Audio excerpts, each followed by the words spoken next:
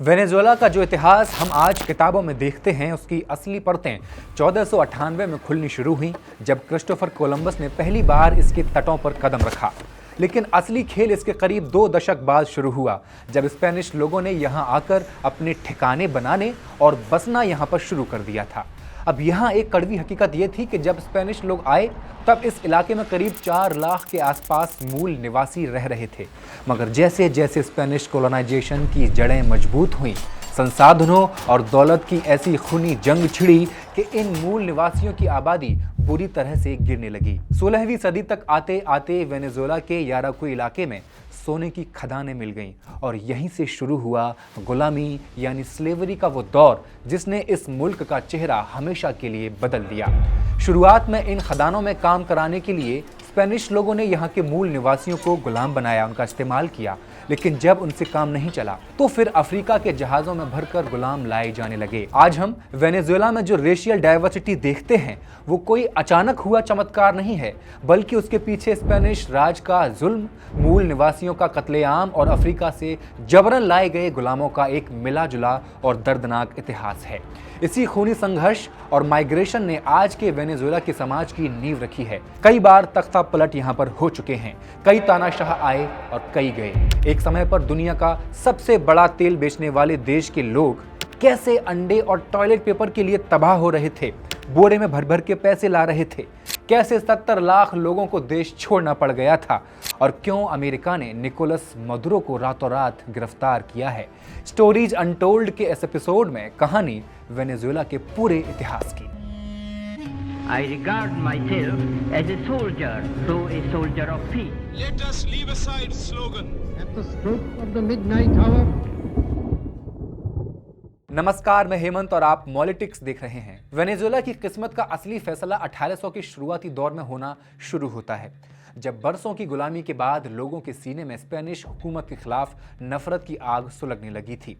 ये कोई छोटा मोटा गुस्सा नहीं था, ये उस सिस्टम के खिलाफ बगावत थी जिसने वेनेजुएला का खून चूसा, सालों से चूसा। साल 1810 में आज़ादी की वो जंग छिड़ी जिसने स्पेन के तख्त को हिलाकर रख दिया, और अगले ही साल 5 जुलाई 1811 को वेनेजुएला ने सरेआम अपनी आज़ादी का ऐलान कर दिया।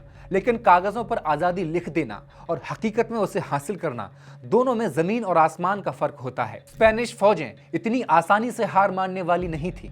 असली खेल तो तब बदला जब मैदान में सिमोन बोलीवार की एंट्री हुई। बोलीवार सिर्फ एक लीडर नहीं था, वो एक तूफान था जिसने 1821 में स्पेनिश रॉयल आर्मी की ऐसी धज्जियां उड़ाई कि फिर उन्हें संभलने का मौका ही नहीं मिला। इसी साल बोलीवार ने एक और बड़ा क्रांतिकारी कदम उठाया, इंसानों को बेड़ियों से आज़ाद करने का, यानी स्लेवरी को जड़ से खत्म करने का फैसला लिया। बोलीवार का सपना सिर्फ वेनेजुएला को आज़ाद कराना नहीं था, उसका विजन बहुत बड़ा था। उसने वेनेजुएला, कोलंबिया और एक्वाडोर जैसे इलाकों को जोड़कर एक महाशक्तिशाली देश बनाया, जिसे दुनिया ग्रैंड कोलंबिया के नाम से जानती है। लेकिन कहते हैं कि बड़ी सल्तनतों को संभालना सबसे मुश्किल काम होता है। आपसी रंजिशें और सियासत की वजह से ये एकता ज्यादा दिन टिक नहीं सकी। जिस बड़े और ताकतवर ग्रैंड कोलंबिया का सपना बोलीवार ने देखा था, वो 1830 में टूटकर बिखर गया। वेनेजुएला ने खुद को इस संघ से अलग कर लिया और अपनी एक अलग राह चुन ली। ये वो दौर था जब एक साम्राज्य खत्म हो रहा था और एक नया आक्रामक और आज़ाद वेनेजुएला जन्म ले रहा था। लेकिन इसकी कीमत उसे भारी अस्थिरता और अंदरूनी टकराव के रूप में चुकानी पड़ रही थी। ग्रैंड कोलंबिया से अलग होते ही वेनेजुएला किसी जन्नत में नहीं पहुंचा, बल्कि यहाँ शुरू हुआ बगावतों और तख्ता पलट और खूनी तानाशाही का एक ऐसा अंतहीन सिलसिला जिसने मुल्क की रूह को छलनी कर दिया। 1846 से लेकर 1870 तक ये देश सिविल वॉर की आग में झुलसता रहा। इस तबाही को थामा अंतोनियो गुज़मान नाम के एक काउदियो यानी मिलिट्री लीडर ने, जिसने सत्ता पर ऐसी पकड़ बनाई कि 1888 तक उसे कोई हिला नहीं पाया। लेकिन वेनेजुएला की किस्मत में चैन कहां था। गुज़मान के बाद सत्ता की कुर्सी पर बैठा सिप्रियानो कास्त्रो, और इस शख्स ने मुल्क को बर्बादी की कगार पर खड़ा कर दिया। कास्त्रो के दौर में वेनेजुएला यूरोपीय देशों के कर्ज के नीचे दब गया। हद तो तब हो गई जब कास्त्रो ने सीना जोरी दिखाते हुए इन देशों का पैसा लौटाने से साफ मना कर दिया। नतीजा ये हुआ कि जर्मनी, ग्रेट ब्रिटेन और इटली जैसी महाशक्तियों ने अपनी नौसेना भेजकर वेनेजुएला के बंदरगाहों की घेराबंदी कर दी। हालात इतने बिगड़ गए कि अमेरिका को बीच बचाव करने उतरना पड़ा। आखिरकार 1904 में हेग ट्रिब्यूनल ने यूरोपीय देशों के हक में फैसला सुनाया और वेनेजुएला को मजबूरन अपनी पाई चुकानी पड़ गई। अभी मुल्क इस कर्ज से उभर ही रहा था कि 1908 में जुआन विसेंट गोमेज ने धोखे से कास्त्रो की सत्ता छीन ली और 1935 में अपनी मौत तक इस देश का भाग्य विधाता वो बना रहा। गोमेज पर आरोप थे कि वो एक बेरहम तानाशाह था। उसने चुनाव में धांधली की, विपक्ष का गला घोंटा और जासूसों का ऐसा जाल बिछाया कि लोग अपने घर में भी फुसफुसाने से डरते थे। जो भी उसके खिलाफ बोलता उसे या तो जेल में डाल दिया जाता या देश निकाला दे दिया जाता था या फिर उसे मौत के घाट उतार दिया जाता। अब तक वेनेजुएला एक गरीब और गुमनाम सा देश था, लेकिन 1914 में जमीन के नीचे से जब तेल का पहला फव्वारा फूटा तो देखते ही देखते वेनेजुएला दुनिया के नक्शे पर चमकने लगा। विदेशी तेल कंपनियों को गोमेज ने खुले दिल से न्योता दिया क्योंकि उन्हें राजनीतिक स्थिरता चाहिए थी। वर्ल्ड वॉर फर्स्ट के बाद तो जैसे पैसों की बारिश होने लगी। 1928 तक वेनेजुएला दुनिया का सबसे बड़ा तेल निर्यातक बन चुका था। तेल की दौलत ने मुल्क का चेहरा तो बदला, सड़कों, रेलवे और पोर्ट्स का जाल बिछ गया, विदेशी कर चुका दिया गया, लेकिन ये चमक सिर्फ ऊपर ही थी। कहा जाता है कि सारा पैसा गोमेज, उसके चाटुकार अफसरों और फौज के जनरलों की जेब में जा रहा था। गोमेज खुद मुल्क का सबसे अमीर आदमी बन गया, जबकि आम वेनेजुएला वासी गरीबी, बीमारी और अनपढ़ता के अंधेरे में ही रहे। गोमेज ने तेल को मुल्क की तरक्की का जरिया नहीं बल्कि अपनी तानाशाही को अमर करने का हथियार बना लिया था। 1935 में जब उसकी मौत हुई तब तक वेनेजुएला एक ऐसी राह पर निकल चुका था जहां तेल की दौलत और फौज की हुकूमत एक दूसरे के पर्याय बन चुके थे। वेनेजुएला अपनी खेतीबाड़ी और बाकी सब कुछ भूलकर सिर्फ तेल का गुलाम बन चुका था। इसी दौर में अमेरिका की भूख वेनेजुएला के लिए बढ़ गई। वॉशिंगटन को समझ आ गया कि अगर दुनिया पर राज करना है तो वेनेजुएला के इन कुओं पर उसका कंट्रोल होना बहुत जरूरी है। यहीं से शुरू हुआ अमेरिका को वो साया जो आज तक वेनेजुएला का पीछा नहीं छोड़ रहा है। दशकों तक अमेरिका ने वहां अपनी पसंद के नेताओं को बिठाए रखा ताकि तेल की सप्लाई बिना रुके चलती रहे। लेकिन जब शावेज और फिर मदुरो ने अमेरिका को आंखें दिखाना शुरू किया और उन तेल के कुओं से अमेरिकी कंपनियों को बाहर निकाला तो अमेरिका ने इसे अपनी एनर्जी सिक्योरिटी पर सीधा हमला मान लिया। गोमेज की मौत के बाद वेनेजुएला का इतिहास किसी रोलर कोस्टर की सवारी जैसा रहा। कभी लोकतंत्र की हल्की किरण दिखती तो कभी फिर से फौजी बूटों की धमक सुनाई देती। असली धमाका तब हुआ जब अक्टूबर 1945 आया। पहली बार सेना के कुछ अफसरों और आम राजनेताओं ने मिलकर के मदीना का तख्ता पलट कर दिया। ये वेनेजुएला की पहली ऐसी क्रांति थी जिसे जनता का भारी समर्थन मिल रहा था। रोमुलो बेटनकोर्ट की अगुवाई में डेमोक्रेटिक एक्शन पार्टी ने सत्ता संभाली। 1947 में एक नया वामपंथी और मजदूर समर्थक संविधान बनाया गया और मशहूर लेखक रोमुलो गैलेगोस को लोकतांत्रिक तरीके से राष्ट्रपति बनाया गया। गैलेगोस की सरकार ने एक क्रांतिकारी फैसला लिया। उन्होंने टैक्स का ऐसा कानून बनाया जिससे तेल कंपनियों को होने वाले मुनाफे का कम से कम आधा हिस्सा देश को मिले। उन्होंने मजदूरों और शिक्षा को बढ़ावा दिया, लेकिन ये सुधार पुराने और रूढ़िवादी ताकतों को रास नहीं आए। नतीजा, सिर्फ 8 महीने बाद नवंबर 1948 में एक और फौजी तख्ता पलट हो गया। अब दौर आया मार्कोस पेरेज जिमेनेज की क्रूर तानाशाही का। जिमेनेज ने सारी राजनीतिक गतिविधियां बंद कर दी, यूनिवर्सिटीज पर ताले जड़ दिए और प्रेस का मुंह बंद कर दिया। उसने देश के विकास को छोड़कर सिर्फ अपनी जेब भरने और राजधानी काराकास को चमकाने पर ध्यान दिया ताकि दुनिया को दिखा सके कि सब ठीक है, लेकिन अंदर ही अंदर गुबार भर रहा था। आखिरकार 1958 में नौसेना और वायुसेना ने भी जनता का साथ दिया और जिमेनेज को भागना पड़ गया।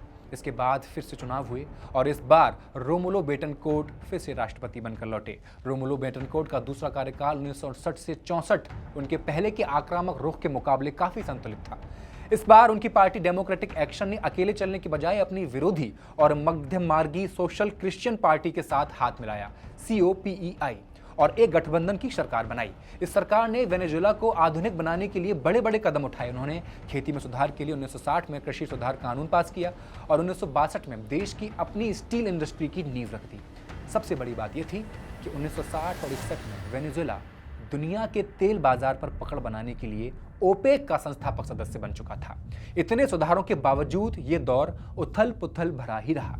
एक तरफ 1960 से 63 के बीच देश आर्थिक मंदी की चपेट में आ गया, तो दूसरी तरफ उन लोगों ने विद्रोह शुरू कर दिया जिन्हें लगता था कि बेटनकोर्ट अपने वामपंथी रास्तों से, विचारों से भटक रहे हैं या भटक चुके हैं। विदेशी मोर्चे पर भी हालात तनावपूर्ण थे। डोमिनिकन गणराज्य के एजेंटों ने बेटनकोर्ट की हत्या की कोशिश की, जिसके बाद दोनों देशों के रिश्ते टूटने लगे। वहीं क्यूबा द्वारा वेनेजुएला के कम्युनिस्टों की मदद करने की वजह से 1961 में फिदेल कास्त्रो की सरकार ने भी संबंध तोड़ लिए। 1963 में जब चुनाव हुए तो फिर से डेमोक्रेटिक एक्शन के राउल लियोनी ने जीत हासिल कर ली। हालांकि गठबंधन बदल गया था, लेकिन आर्थिक तरक्की जारी रही। तेल और लोहे की इंडस्ट्री ने फिर से रफ्तार पकड़ी और एक नई पेट्रोकेमिकल इंडस्ट्री की शुरुआत हुई। लेकिन जनता की बढ़ती नाराजगी ने विपक्ष को और मजबूत कर दिया, जिसका फायदा 1968 के चुनाव में राफेल कैल्डेरा रोड्रिगेज को मिला। अब आया साल 1969। जब कैल्डेरा ने सत्ता संभाली तो ये वेनेजुएला के इतिहास का एक ऐतिहासिक पल था। यह पहली बार था जब किसी मौजूदा सरकार ने चुनाव हारने के बाद शांति से सत्ता विपक्ष को सौंप दी थी। कैल्डेरा ने विदेश नीति में लचीलापन दिखाया और क्यूबा व सोवियत संघ के साथ अपने रिश्तों को सुधारा। ये वेनेजुएला के इतिहास का वो मोड़ था जिसे अमीरी का नशा और फिर भयानक हैंगओवर कहा जा सकता है। 1973 में जब कार्लोस एंड्रेस पेरेज राष्ट्रपति बने तो उनकी किस्मत में डॉलर की बारिश लिखी थी। 1973 के अरब इजराइल युद्ध के बाद तेल की कीमतें 3 गुना तेजी से ज्यादा बढ़ गईं। वेनेजुएला उस समय इतना अमीर हो गया था कि उसे वेनेजुएला सऊदी कहा जाने लगा। पैसा पानी की तरह बहाया गया। हजारों प्रवासी वहां काम करने आने लगे और लोग लग्जरी चीजें और विदेशी खाना इंपोर्ट करने लगे। लेकिन इस पैसे का इस्तेमाल गरीबी दूर करने के बजाय भ्रष्टाचार और अमीरों को और अमीर बनाने में हुआ और जल्द ही यह सपना टूट गया। 1970 के दशक के अंत में तेल की कीमतें गिरीं और मुल्क मंदी में फंस गया। इसके बाद आए लुइस हेरेरा कैपिंस और जेमे लुसिंची।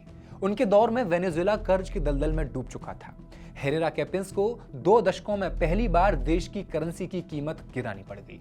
निवेशकों ने अपना पैसा देश से बाहर निकालना शुरू कर दिया, जिसे कैपिटल फ्लाइट कहा जाता है। 1988 में जनता ने एक बार फिर अपने पुराने चहेते नेता कार्लोस एंड्रेस पेरेज को चुना, इस उम्मीद में कि वो पुराने सुनहरे दिन वापस लाएंगे।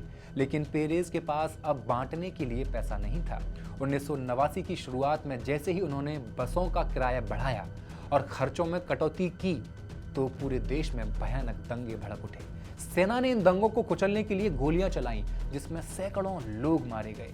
इसे काराकाजो कहा जाता है।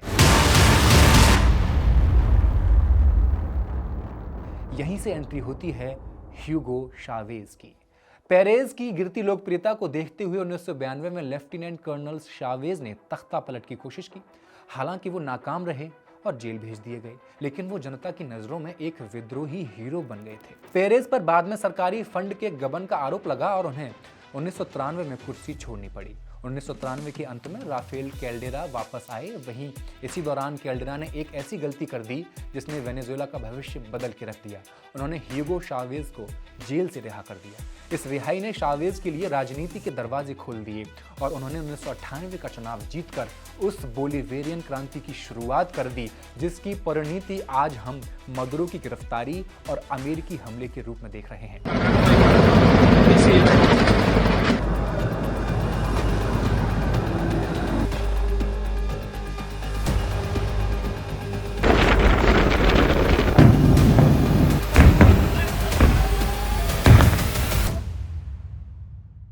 1998 का चुनाव वेनेजुएला के लिए सिर्फ एक चुनाव नहीं था, बल्कि एक विस्फोट था।